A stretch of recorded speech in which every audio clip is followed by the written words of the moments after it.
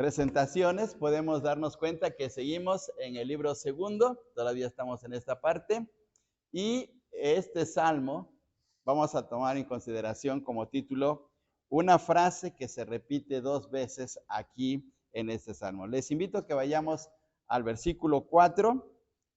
Primero vamos al versículo 4 y después nos vamos a ir hasta el versículo 11. Primero el 4 y vamos a leerlo todos juntos. Dice así: en Dios alabaré su palabra, en Dios he confiado, no temeré. ¿Qué puede hacerme el hombre? Vean esa pregunta, ¿qué puede hacerme el hombre? Ahora, versículo 11. En Dios he confiado, no temeré. ¿Qué puede hacerme el hombre? Entonces, ahí está otra vez la pregunta. Son 2 veces, ¿sí? Y esta pregunta, esta clase de preguntas que se encuentran en la Biblia, se les llaman preguntas retóricas. Desde el punto de vista del estudio del lenguaje, de la literatura, se llaman preguntas retóricas. Y las preguntas retóricas lo que hacen es hacernos pensar. No necesariamente debemos dar una respuesta inmediata, sino nos hace pensar. Y David está diciendo, en Dios he confiado, no temeré. ¿Qué me puede hacer el hombre entonces? Esa es la situación. Entonces, se queda en el aire la pregunta, pero inmediatamente sabemos la respuesta interiormente, ¿sí? Entonces, esas preguntas se llaman así retóricas. Bien, vamos a ver las características del Salmo 56. Este salmo es un salmo precioso, tiene 13 versículos y el Salmo 56 es un salmo de confianza ante el peligro. Vamos a ver una situación muy especial de David en relación con este salmo. Una vez más surge un triángulo personalizado. Aquí hay un triángulo muy especial, un triángulo personalizado por, número 1, el enemigo. Hay enemigos aquí, especialmente hay un enemigo que le está afectando, que ahorita vamos a ver quién es. El enemigo, luego las penalidades del salmista, el sufrimiento de David, en este caso, ya son 2. Primero es el enemigo, en segundo lugar es David, que es el salmista y que está sufriendo ciertas situaciones, y la actuación de Dios. Entonces ahí está el triángulo. Está Dios, está David y está el enemigo. Y eso lo vemos constantemente en los salmos. David se acerca a Dios, clama a Dios por una situación muy especial, porque hay un enemigo que le está afectando, o enemigos, o situaciones que le están afectando. Entonces ahí está ese triángulo. La referencia del salmo nos remite a la experiencia de David con los filisteos en Gat. David tuvo que irse a refugiar a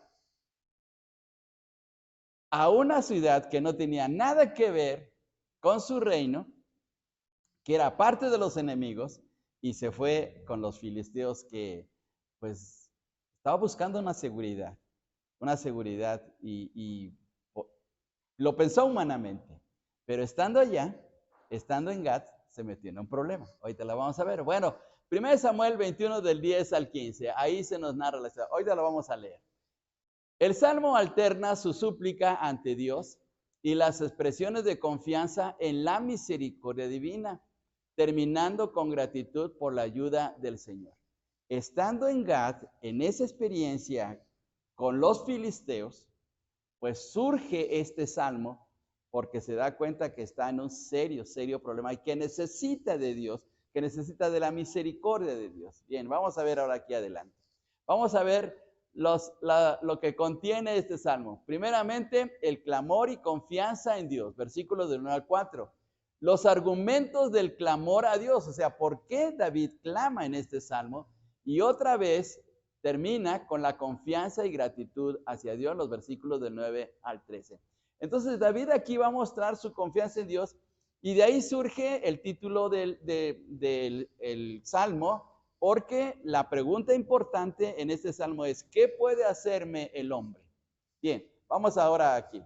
Vamos a ver algo relacionado con el contexto histórico, es decir, lo que tiene que ver con la experiencia del rey David, y que en un momento dado, aunque tal vez no sea la misma situación con David, pero sí, a veces pasamos situaciones similares. Bien, vamos a ver aquí. Vamos al texto, por favor. Vayamos hasta 1 Samuel 21 del 10 al 13. Aquí ustedes lo pueden notar, ¿sí? Aquí ya está listo. Dice, y levantándose David aquel día, huyó de la presencia de Saúl. Fíjense bien, aquí hay un primer problema. Está huyendo del rey Saúl. Sabemos por todo lo que hemos visto en los Salmos y por lo que lo hemos estudiado en 1 y 2 de Samuel, hemos visto la manera como él estuvo en situaciones sumamente difíciles ante el rey Saúl, hasta que por fin murió el rey Saúl. Pero de todas maneras, a pesar de que murió el rey Saúl, de todas maneras él tuvo enemigos. En este caso, aquí estaba huyendo del rey Saúl y con la finalidad de salvarse, junto con la gente que estaba con él, pues se tuvo que ir con los filisteos. Y ahora se fue a Aquis, rey de Gat. Y los siervos de Aquis, fíjense bien, ahí está el problema. Y los siervos de Aquis le dijeron, ¿no es este David el rey de la tierra? ¿No es este de quien cantaban en las danzas diciendo, hirió Saúl a sus miles y David a sus 10,000? ¿Se acuerdan de ese famoso canto? Saúl hirió a sus miles y David a sus 10,000, y las doncellas entonaban ese canto porque David había vencido a David. Y los filisteos reconocieron a David. Dijeron, ¿no es este el rey David? ¿No es este el hombre que venció a nuestro Goliat? ¿Qué está haciendo aquí? Y entonces, fíjense bien, ¿qué pasó?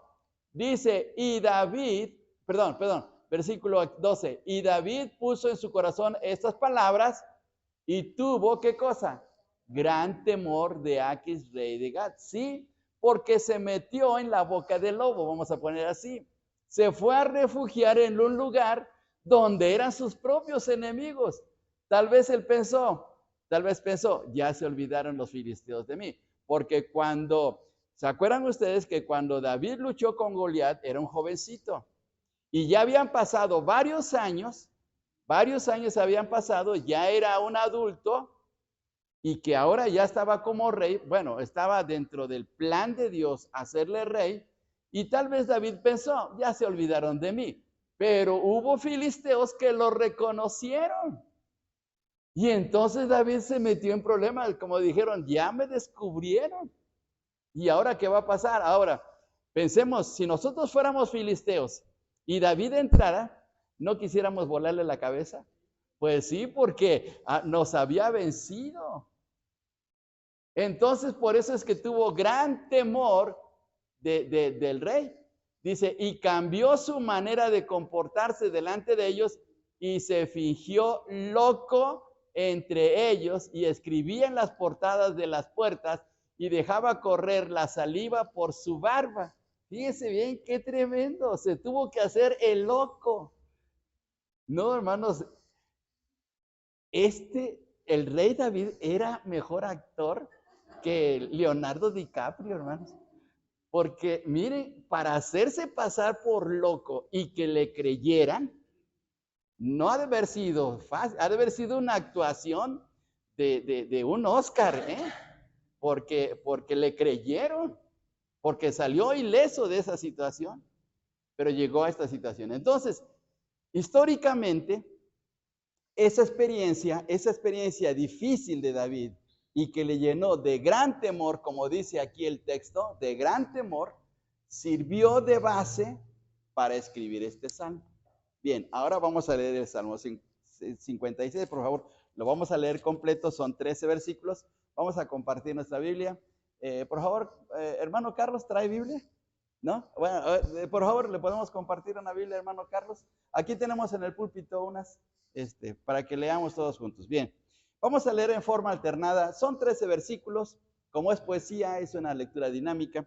Y dice así: ten misericordia de mí, oh Dios, porque me devoraría el hombre, me oprime combatiéndome cada día.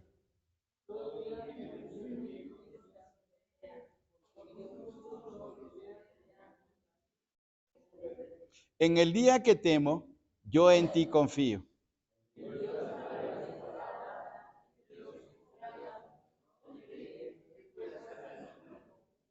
Todos los días ellos pervierten mi causa. Contra mí son todos sus pensamientos para mal.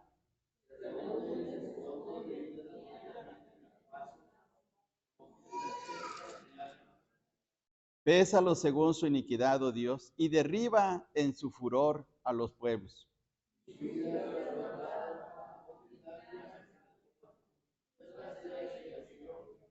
Serán luego vueltos atrás mis enemigos el día en que yo clamare.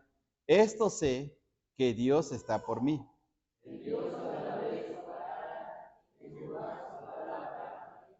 En Dios he confiado, no temeré. ¿Qué puede hacerme el hombre?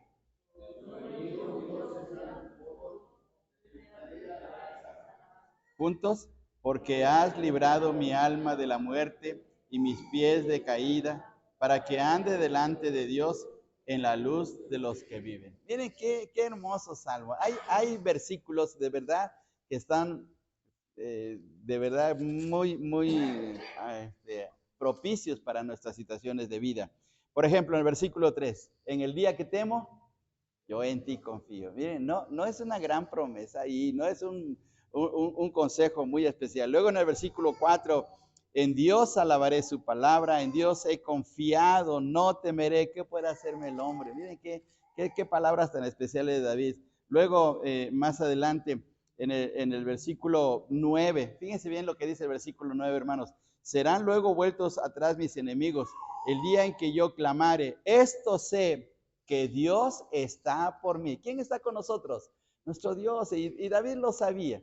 Entonces, de esa amarga experiencia, de lo que le sucedió a David con los filisteos, surgió este salmo. Ahora, por favor, regresemos un poquito al versículo 1, pero veamos en la parte de arriba que hay unas indicaciones muy especiales. Dice en el versículo, arribita del versículo 1. Primero dice que es una oración de confianza. Luego, al músico principal, sobre la paloma, mire qué raro está esta situación, sobre la paloma silenciosa en paraje muy distante, Mictán de David, y ahí está la referencia histórica, cuando los filisteos le prendieron en Gad. Ahí está la situación histórica, ¿sí? Entonces, lo que estamos viendo aquí, en este pasaje, es lo que tiene que ver con este salmo. Bien, vamos aquí ahora adelante. Aquí está un mapa, hermanos. Aquí está un mapa de la ciudad de Gad. Gad está aquí.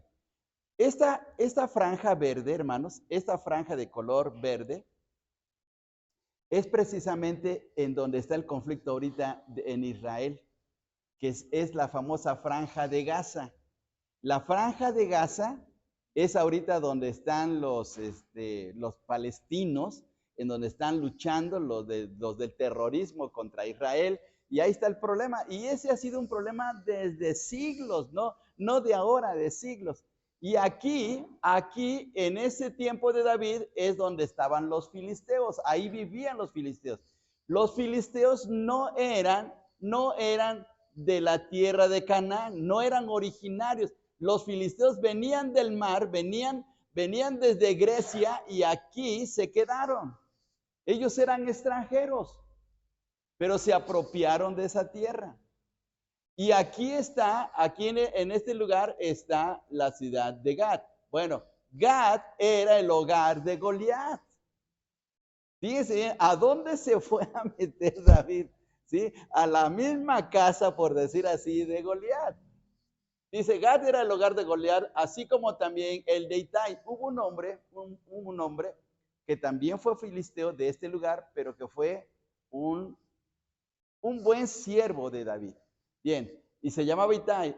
Itai y sus 600 soldados, según Samuel 15 del 19 al 22, que ayudaron a David en su exilio con Absalón, o con el problema que tuvo con Absalón. Entonces, de ahí surgió también este personaje. Entonces, ahí fue a donde David se fue a refugiar. Bien, ahora vamos a entrar de lleno con el asunto del Salmo. Primeramente vamos a ver el clamor y confianza en Dios, los versículos del 1 al 4. Dice otra vez, en el día que temo, yo en ti confío. En Dios alabaré su palabra, en Dios he confiado, no temeré. ¿Qué puede hacerme el hombre? ¿Por qué está diciendo estas palabras David? ¿Por qué está poniendo toda su confianza en Dios? Por el hecho de que la situación se ha puesto difícil. Dice el Salmo, ahí la referencia que está en la parte de arriba, sobre la paloma silenciosa en paraje distante. Esta palabra tiene que ver con la vida o la experiencia de David en Gad. Por eso está utilizando esta figura. A veces utilizamos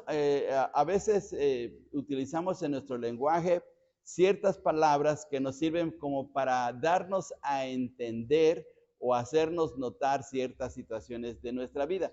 Esas comparaciones, desde el punto de vista literario, se llaman metáforas. Vamos a ver aquí adelante, ¿sí? Sí. La metáfora de David. Una metáfora es una figura literaria que indica la semejanza entre dos cosas diferentes. Por ejemplo, el Señor Jesús dice, yo soy la vid verdadera. Ahora, ¿era una vid? No, está utilizando un lenguaje figurado, está utilizando una comparación. El Señor Jesús también dice, yo soy el buen pastor. ¿Era pastor? No, él era un predicador, él era un profeta, él era un rey del linaje de David, ¿sí? Y utiliza ese lenguaje figurado precisamente para dar una enseñanza. Entonces lo mismo ocurre aquí. La paloma, vamos a verla aquí, la paloma que está aquí, este ejemplo, está sirviendo para poder hacer notar la situación de David o la forma de vida de David. Y David estaba siendo perseguido por el rey Saúl. No olvidemos. Vamos a regresar aquí al texto otra vez. Dice, y levantándose David aquel día huyó de la presencia de David. ¿Por qué huyó de la presencia de Saúl? Porque Saúl quería matarlo, quería eliminarlo. Saúl estaba celoso de David. Y los celos de Saúl eran tan fuertes que deseaba acabar con la vida de David, que era hasta su yerno. Fíjense bien hasta dónde llegó. Hermanos, por eso dice el libro de Cantares que los celos son muy fuertes. ¿Sí? ¿Han leído ese pasaje de Cantares donde los celos son muy duros? Vamos a ver, por favor, capítulo 8 del libro de Cantares para que nos demos cuenta de esta situación tan crítica. El libro de Cantares. ¿Sí sabe dónde está Cantares, verdad? Entre Mateo y Marcos, ¿sí? Ven, a ver, vamos a ver, por favor, hermanos. Dice el versículo 6 del capítulo 8 de Cantares. Cantares 8:6. A ver, vamos a leerlo todos juntos. Cantares 8:6. Dice así. Ponme como un sello sobre tu corazón, como una marca sobre tu brazo, porque fuerte es como la muerte el amor, duros como el Seol. ¿Qué cosa? Los celos. ¿Qué es el Seol? Pues la sepultura, es decir, la muerte, así. Cuando una persona se llena de celos, pero celos así, de celo jarocho, como decía por ahí un personaje de la televisión, pues está hasta pensando en la muerte de esa persona a quien está celando, ¿sí? Entonces lo mismo ocurre con Saúl. Saúl tiene un celo tan tremendo contra David que quiere acabar con su vida. Y por eso es que David está tomando la figura de la paloma. Ahora, ¿por qué está tomando la figura de la paloma? Ahorita la vamos a ver. Las palomas no cuentan con vista periférica, porque vean que tiene un ojo de un lado y tiene ojo del otro lado. Así son las cabecitas de las palomas. Las palomas no cuentan con vista periférica, por lo que están con una gran desventaja ante sus depredadores, como aves de rapiña, serpientes y animales carnívoros. Las palomas son propensas a contraer enfermedades de otros animales y parásitos. Son muy frágiles, son muy débiles. Las palomas se pueden contagiar fácilmente de enfermedades. Entonces David se apropia el ejemplo de las palomas como diciendo, soy frágil y además no tengo la capacidad de ver a todos mis enemigos que me están acechando, que quieren acabar conmigo. Entonces por eso él se hace pasar como si fuera una paloma, ¿sí? El Señor Jesús nos compara como ovejas y la Biblia nos compara como ovejas. ¿Por qué? Porque las ovejas tienen el mismo problema. Son de los animales más desprovistos de defensa. Porque una oveja no puede correr.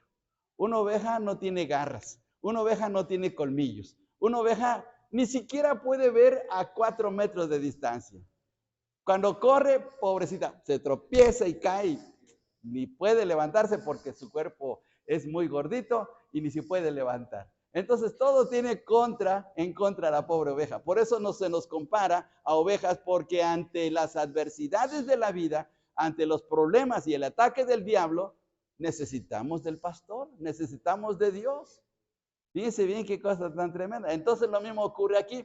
Y el otro problema es que estaba temeroso, primero estaba perseguido por el rey Saúl y ahora estaba temeroso en tierra de los filisteos. Fíjense bien, entonces David se compara en esa situación. Tenía dos serios problemas, uno con Saúl y ahora lo tiene con los filisteos. ¿Sí? Fíjense bien. Y ahora vamos a ver aquí. En los versículos del 1 al 2, versículos del 1 al 2 dice de la siguiente manera. Fíjense bien lo que dice el texto. Ten misericordia de mí, oh Dios, porque me devoraría el hombre, me oprime combatiéndome cada día. Todo el día mis enemigos me pisotean, porque muchos son los que pelean contra mí con soberbia. Fíjense bien las cinco cosas que menciona estos dos versículos en contra de David. Número 1, me devora el enemigo. Se sentía como devorado.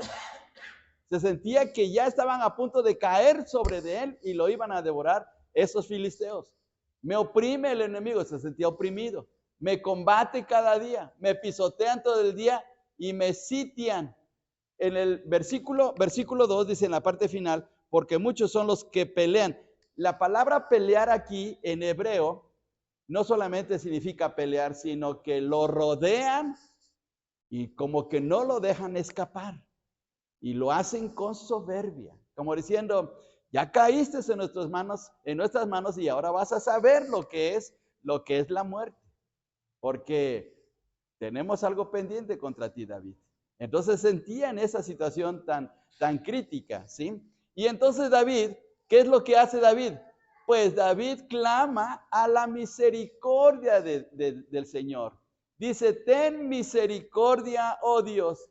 ¿Qué le puede sacar de todos estos problemas, de todas esas situaciones tan feas y difíciles y que le ponen con mucho temor? Pues solamente la misericordia de Dios. Cuando estamos pasando por un momento difícil, ¿qué tenemos que hacer? Pues clamar a la misericordia de Dios. Señor, de tu misericordia, acuérdate de mí, ayúdame, sácame de este problema, sácame de esta situación. Y mire, Dios es grande y Dios actúa de una manera poderosa en nuestras vidas, como lo vamos a ver en la vida de David. Entonces él clama a la misericordia del Señor porque él se siente indefenso. En otros salmos compara a David a sus enemigos con toros, los compara con leones, los compara con animales furiosos. Aquí no hay esa comparación, pero él se siente así. Se siente que todos están acechando contra su vida, que ya están a punto de destruirlo. Bien, vamos ahora aquí. Vamos a ver aquí. En medio de esa situación de tanto temor, ¿qué es lo que hace David? Primero clama la misericordia de Dios, pero ahora pone su confianza en Dios. Y miren, en el día que temo, yo en ti confío. ¿Y qué les parece si nos memorizamos este versículo? Porque a veces nos llenamos de temores durante el día, la semana, a veces nos vienen problemas, ya sea una enfermedad, un problema económico, un problema en el trabajo, un problema en el hogar, etc. Y decimos, ¿y ahora cómo voy a salir de esta situación? Pues mire, hermanos, aquí está la respuesta. En el día que temo, yo en ti confío. A ver, vamos a repetirlo 2 veces. En el día que temo, yo en ti confío. Salmo 56, 3. Una vez más. En el día que temo, yo en ti confío. Salmo 56, 3. Bien, a ver, vamos a empezar ahora con los varones. Todos los varones. En el día que temo, yo en ti confío. Salmo 56, 3. Ahora, hermanas.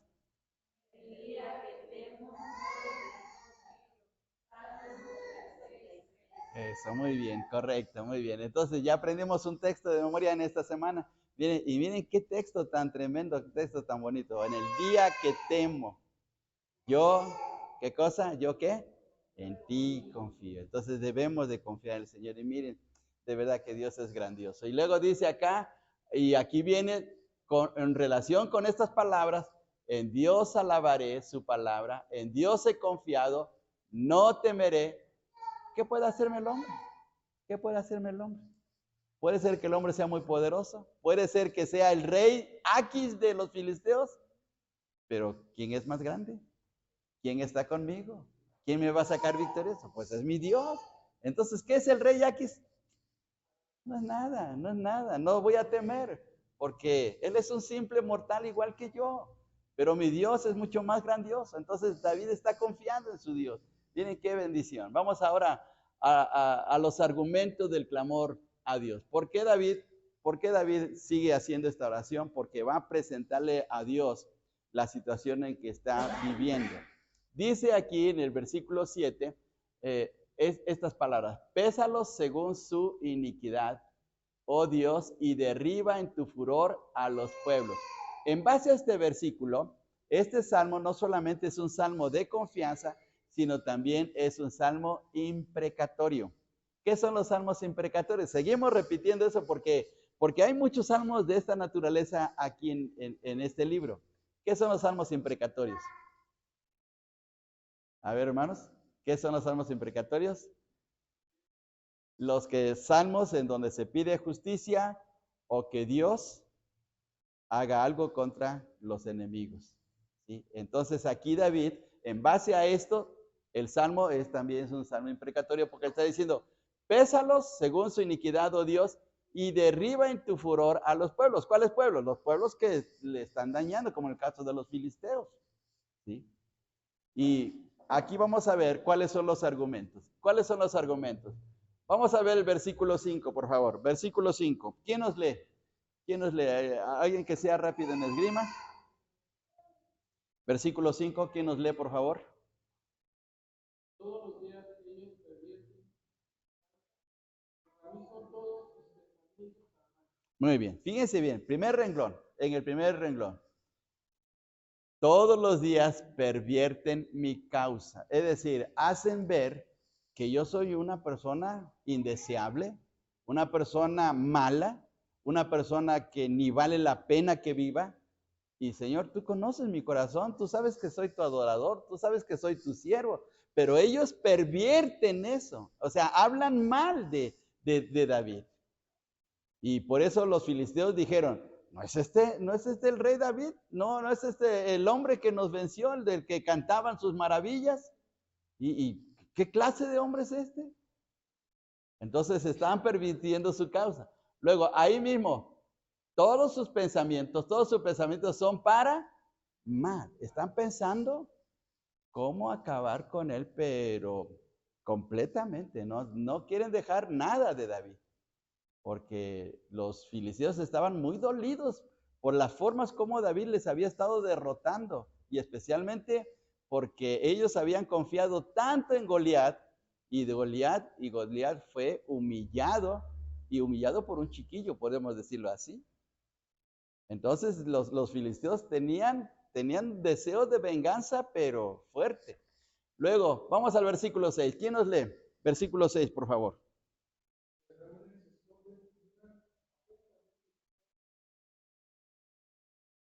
Muy bien. Ahora, la tercera cosa aquí, que en el versículo 6 dice que se reúnen y se esconden. Miren, hay un dicho que luego dicen en los pueblos, o también aquí lo dicen en la ciudad, dice de esa gente que lanza la piedra y esconde la mano, ¿sí?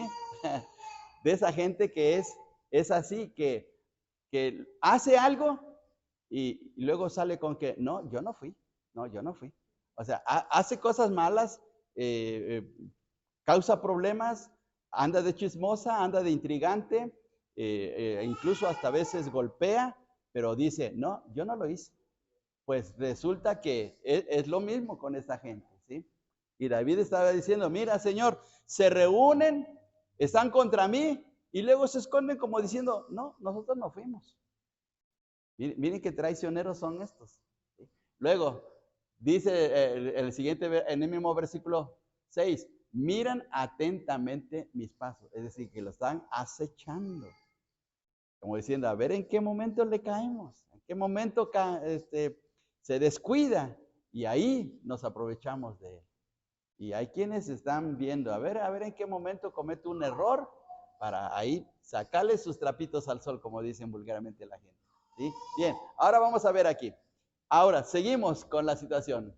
Pero David sigue confiando en Dios.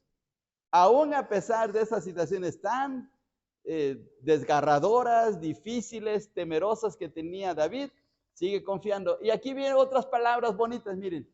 Mis huidas tú has contado por mis lágrimas en tu redoma. Este frasquito se llama redoma. A veces cambia la figura, pero es así. En esos frasquitos se colocan a veces perfumes o sustancias medicinales o se pone alguna esencia especial para conservarse. Y lo que David está diciendo a Dios, mira Señor, mira mis lágrimas, mira que de verdad me siento adolorido, me siento afligido, me siento triste, me siento atemorizado. Por favor, toma mis lágrimas y consérvalos en tu redoma para que te acuerdes de mí. Cuando veas ese frasquito, cuando veas esa redoma, acuérdate de mí, Dios. Acuérdate que clamé a ti, te busqué, que puse mi situación delante de ti, Señor. Entonces, miren qué expresión tan especial de David. Ahora, David no es el único que pide a Dios que se acuerde de sus lágrimas. Veamos, por ejemplo, estos versículos. Dice Job 16:20, disputadores son mis amigos, mas ante Dios derramaré mis lágrimas. Miren, Job lo estaba diciendo porque recordemos el tremendo sufrimiento de Job. Y también un ejemplo en el rey Ezequías. Vuelve y di a Ezequías, ahí Dios le está diciendo al profeta Isaías, si leemos el contexto, dice, vuelve y di a Ezequías, príncipe de mi pueblo, así dice Jehová, el Dios de David, tu padre.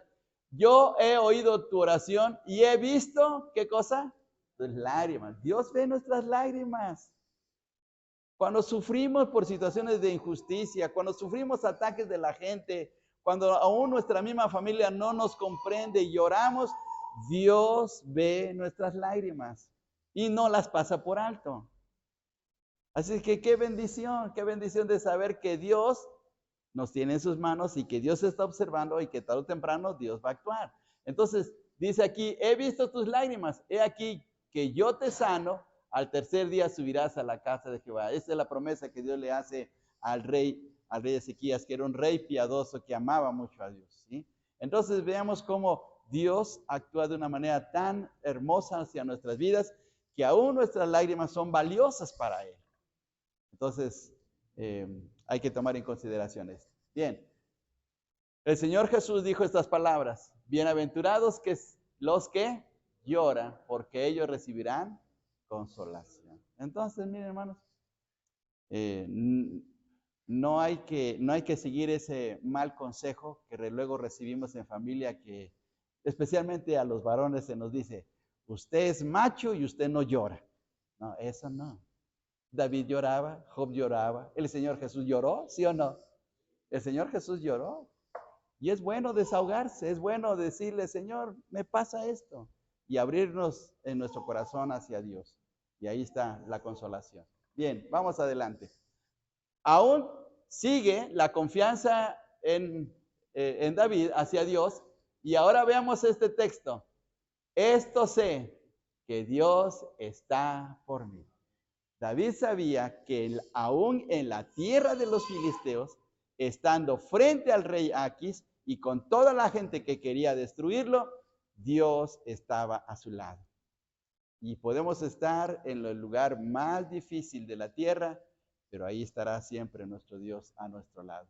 Por eso, ¿cómo dice el Salmo 23:4? A ver, hermanos, ¿cómo dice el Salmo 23:4?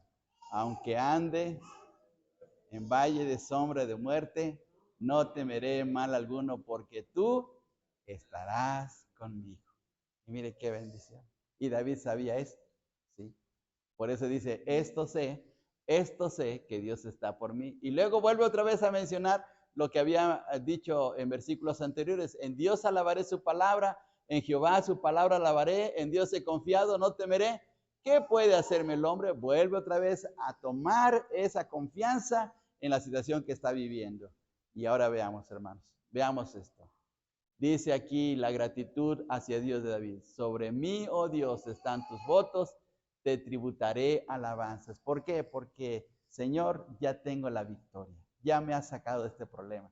Los filisteos pueden decir lo que sea. El rey Aquis puede pensar lo mal que quiera contra mí. Pueden hacer lo que quieran conmigo, pero Señor, gracias porque estás a mi lado y tú me vas a dar la victoria. Así es que te voy a alabar, te voy a ofrecer mis votos, porque deseo consagrarme a ti, deseo darte lugar, deseo servirte por todas las maravillas que estás haciendo en mi vida. Miren qué bendición. Y veamos esto. Razones para la gratitud a Dios. Dice David, porque has librado mi alma de la muerte y mis pies de caída. Y los resultados de esa gratitud, para que ande delante de Dios en la luz de los que viven. ¿Sí? Miren qué bendición de cómo David empieza a experimentar que Dios ya tiene la solución para su problema. Vamos a ver ahora aquí. Vamos a ver aquí. El rey David había vencido a los filisteos muchas veces. Y de manera especial, David había vencido a su gran paladín Goliat. Y por lo tanto, los filisteos estaban resentidos contra David y deseaban su muerte. Veamos el pasaje en 1 de Samuel 14:15. Y dijo Aquis a sus siervos, he aquí, veis que este hombre es demente. ¿Por qué lo habéis traído a mí? ¿Acaso me faltan locos para que hayáis traído a este que hiciese de loco delante de mí? ¿Había de entrar este en mi casa? Fíjense bien, aquí dice, los filisteos estaban resentidos contra David, deseaban su muerte, pero el rey dice, ¿para qué quiero este loco? Un loco más entre los locos que tengo. Ya tengo demasiados locos aquí en mi pueblo, ¿para qué quiero a este? Ya sáquenlo, llévenselo. Miren qué tremendo, porque David pensaba que iba a morir y resulta que las cosas cambiaron. El rey Aquis lo menospreció y lo desechó. El rey David vio en el Salmo la respuesta de Dios a su oración.